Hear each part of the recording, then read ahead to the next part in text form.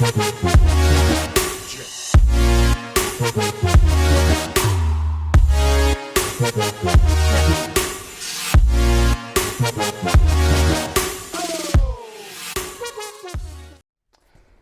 la hora de realizar un automatismo industrial, desear automatizar algún proceso en nuestro invernadero o cualquier tarea rutinaria, el primer paso más importante que debemos dar es el de seleccionar bajo qué lógica queremos automatizar dichos procesos.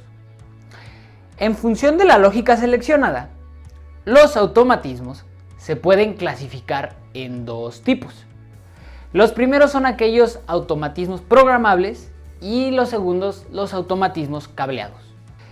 En los primeros, las funciones lógicas se determinan mediante un programa informático, es decir, bajo un software.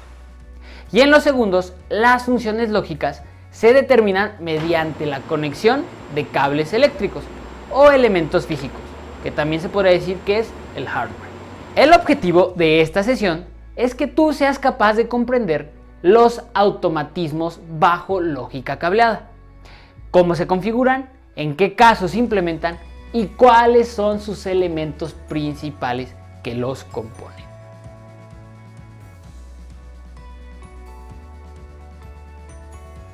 La automatización bajo una lógica cableada consiste simplemente en interconectar elementos físicos para controlar el flujo de energía, desde la fuente, desde la alimentación, hasta las cargas que vamos a utilizar. Con este tipo de automatismos conseguimos que un proceso o una tarea se realice por sí sola a través de una lógica previamente diseñada y empleando únicamente elementos físicos o dispositivos eléctricos. Los automatismos bajo lógica cableada también son conocidos como automatismos de control electromagnético. Esto se debe al tipo de elementos físicos que requieren y su funcionamiento. De manera muy simple, los elementos básicos que se utilizan son contactos y bobinas, que de acuerdo al orden en el que se accionan, son capaces de ejecutar funciones específicas para cada tarea o proceso. Una de las ventajas de este tipo de automatismos es que permiten controlar la operación a distancia. Sin embargo, esto no sería posible sin elementos de contacto, que limiten o dejen fluir la corriente hacia los dispositivos donde se piensa consumir la energía. Existen dos tipos de elementos de contacto: los normalmente abiertos y aquellos que están normalmente cerrados. En el caso de los normalmente abiertos, o también conocidos como contactos tipo A, su estado normal no permite el paso de corriente mientras el contacto en sí mismo o el dispositivo que lo energiza se mantengan en estado de reposo. En el caso de los normalmente cerrados, o también conocidos como contactos tipo B, su estado normal permite el paso de corriente constante, mientras el contacto en sí mismo o el dispositivo que lo energiza se mantengan en estado de reposo. Existe también un tercer tipo, que se conoce como tipo C, que incluye los dos anteriores, los normalmente abiertos y cerrados, en sí mismo, y es comúnmente utilizado en los reelevadores. El accionamiento de los contactos antes mencionado puede hacerse de forma manual o automática. La forma manual implicaría que alguien presionara algún interruptor de inicio para comenzar un proceso y luego presionara otro para finalizarlo. En la forma automática sería necesario energizar una bobina para dar inicio y desenergizarla para dar fin. Este tipo de control automático se puede lograr cuando utilizamos componentes como los contactores.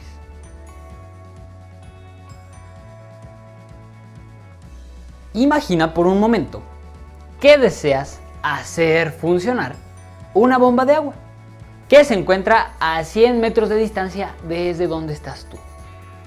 En este caso, solo bastaría con un interruptor en la posición donde tú te encuentras para limitar o permitir el flujo de corriente y de esta manera poder energizar dicha bomba. Bueno, tal vez la respuesta no sea tan sencilla. Cuando necesitamos de corrientes elevadas, porque nuestros equipos son grandes, es posible que un interruptor sencillo no sea suficiente y tengamos que utilizar otras opciones como un contactor, que dependiendo su capacidad nos puede permitir utilizar corrientes alternas, monofásicas, bifásicas o trifásicas. Pero que además, si deseáramos encender o apagar la bomba del primer ejemplo, pero desde un cuarto de riego distinto, separados entre sí, obviamente, también sería la mejor y más viable opción, ya que gracias a su funcionamiento, debido al principio del electromagnetismo, nos va a permitir energizar o desenergizar la bomba desde cualquier ubicación. Pero, además, nos va a permitir soportar elevadas corrientes eléctricas. El contactor es el elemento principal de cualquier circuito de automatismo eléctrico. Permite utilizar altas corrientes eléctricas con muy poco riesgo y al ser un elemento electromagnético, poder realizar maniobras de control de receptores eléctricos de potencia a distancia. Su constitución se basa en tres partes importantes, que son un circuito electromagnético, contactos eléctricos principales o de fuerza y los contactos eléctricos auxiliares o de maniobra. Para empezar, el circuito electromagnético está conformado por diversos elementos organizados entre sí en el interior de su carcasa. Entre ellos nos podemos encontrar un contacto fijo, uno móvil, un muelle, un martillo, un resorte, una culata y lo más importante, una bobina. El trabajo del circuito electromagnético es abrir o cerrar los contactores mediante la acción de un campo electromagnético. Cuando la bobina en su interior se conecta a la red eléctrica, crea un campo magnético que atrae una parte móvil sobre la parte fija, promoviendo así el flujo de corriente hasta el receptor. A este proceso también se le conoce como enclavamiento. En el caso contrario, cuando finalizamos el proceso, cuando se desconecta esta bobina de la red eléctrica, desaparece ese campo magnético, promoviendo así que la parte móvil regrese a su estado inicial y evitemos así que la corriente llegue al receptor y siga funcionando. La bobina del circuito puede funcionar tanto con corriente directa como con corriente alterna y a diversas tensiones. Eso es muy útil. Los contactos eléctricos principales o de fuerza son los encargados de abrir o cerrar el circuito que se desea controlar. Soportan altas tensiones eléctricas y normalmente se identifican como L1-T1 y así sucesivamente. El número de contactos que tenemos disponibles varía y se pueden encontrar de hasta 4 polos. Por último, los contactos eléctricos auxiliares o de maniobra son aquellos que son empleados para poder realizar tareas auxiliares, tales como maniobras de arranque, señalar el estado de un receptor, es decir, señalar que está prendido o apagado, o tal vez avisar de una falla, y se identifican de forma secuencial, 11 y 12, 12 o 13, 13 o 14 y así sucesivamente. ¿Qué pasaría si tenemos potencias muy bajas en un sistema o en un circuito de automatización eléctrica? ¿Los contactores serían igual de útiles en este caso? Para explicarlo, los relés también tienen la función de abrir o cerrar circuitos eléctricos. Sin embargo, si los comparamos con los contactores, la diferencia principal entre ellos es que el contactor se emplea como elemento de control de potencia, mientras que el relé como elemento de control de maniobra. Un contactor soporta potencias que van de hasta 15 hasta los 12.500 amperios, mientras que el relé, por otro lado, soporta bajas capacidades de amperios, es decir, un rango de 10 a 15 amperios. Por dentro, cada uno de sus circuitos consta de 3 contactos, uno abierto, uno cerrado y uno común. Esto quiere decir que en función de lo que se desee accionar o utilizar, es la manera en la que se van a conectar.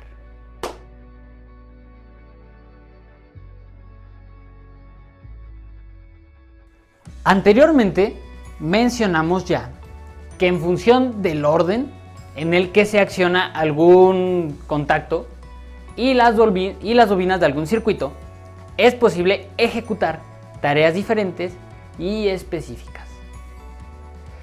Dentro de los automatismos de lógica cableada, contamos con dos tipos de conexiones: aquellas conexiones que son en paralelo y aquellas que son en serie. Para empezar, las conexiones en serie consisten en conectar el final del primer dispositivo con el inicio del segundo dispositivo. Las conexiones en paralelo consisten en conectar el inicio del primer dispositivo con el inicio del segundo dispositivo y el final del primer dispositivo con el final del segundo. Veamos dos ejemplos para entenderlo mejor de manera muy sencilla. En el siguiente diagrama podemos observar una conexión en serie. En este caso existen dos pulsadores. El primero normalmente cerrado y el segundo normalmente abierto. Si pulsamos el contacto normalmente abierto, permitiremos entonces el flujo de corriente y damos inicio al proceso del receptor. Si por otra parte pulsamos el contacto normalmente cerrado, interrumpiremos el flujo de energía y detendremos el proceso del receptor. Si ahora se desea establecer un tipo de conexión en serie para el mismo caso, en el siguiente podemos observar que el diagrama está conformado por un contacto termomagnético que proteja al sistema, un contacto normalmente cerrado, dos pulsadores normalmente abiertos y una bobina de contactor. En este caso, si pulsamos cualquiera de los dos contactos normalmente abiertos, la bobina se energiza y acciona el segundo contacto, normalmente abierto, permitiendo el paso de corriente. Si se desea detener el proceso, es posible pulsar el contacto normalmente cerrado, provocando la interrupción del flujo de corriente y desenergizando la bobina del contactor, evitando así el enclavamiento. Ahora pondremos unos cuantos ejemplos de lógica cableada. Existe una variedad más amplia de componentes físicos dentro de la automatización bajo lógica cableada. Tal es el caso de los temporizadores, que básicamente son pequeños relés en los cuales sus contactos se activan o desactivan en función del tiempo. Este tiempo se puede fijar desde el propio dispositivo y su rango depende del modelo, pero oscila desde milisegundos hasta horas.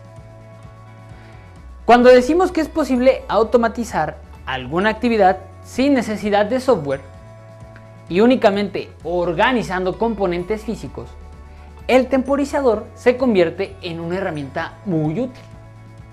Imagina que tú deseas automatizar el riego en un invernadero, o al menos solo una sección.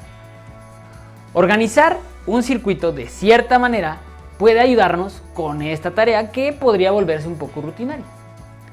La forma de hacerlo sería incluir un temporizador en el sistema que nos permita regar de manera cíclica, es decir, cada 10, 20 o 30 minutos, o efectuar el riego durante un periodo determinado de tiempo, sin la necesidad de realizar esta actividad de forma manual.